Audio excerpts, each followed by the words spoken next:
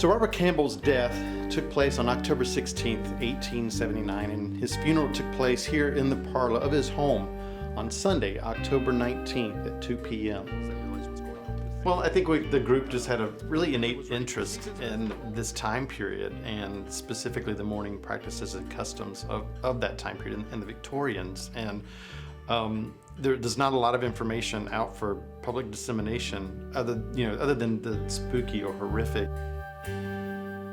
Well, tonight I'm going to be talking about post-mortem photography and some of the myths that surround it today. But I talk about all kinds of different topics depending on the events that we have. There will be someone else here tonight that will be the widow, so that's not my role today. A lot of the floor arrangements that you do see, their design come directly from that newspaper clipping, because we had information that tells exactly what was in this room and around his coffin. All right, so if you notice the mirrors inside of this room, they've been draped with black crepe or cloth, even the mirrors in the hallways. A lot of people feel like that was a way for people not to see their sorrow if they had to look in the mirror. Also, some reasons why they would be draped is so to keep from being vain. This was not a time for vanity, not a time to really pay attention to what your appearance was, because you're supposed to be in mourning. You would oftentimes see even statuary and stuff draped with cloth of black.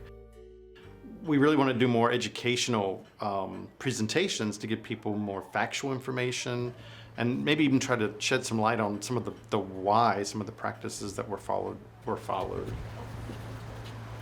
If there were the clocks in the house, specifically if there was a clock in the room where the person had passed, they would be stopped at the time of death. I don't know if in Robert's case that the piano would have been removed from the room, but most of the time any musical instruments whatsoever would be removed from the front parlor where the body was laid out.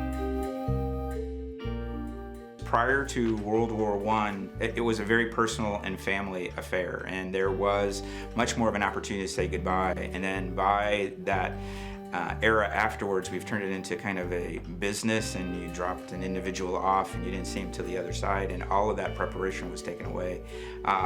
Again, by having Robert Campbell here at the house, the family said their proper goodbye and could really make that necessary part of the mourning process.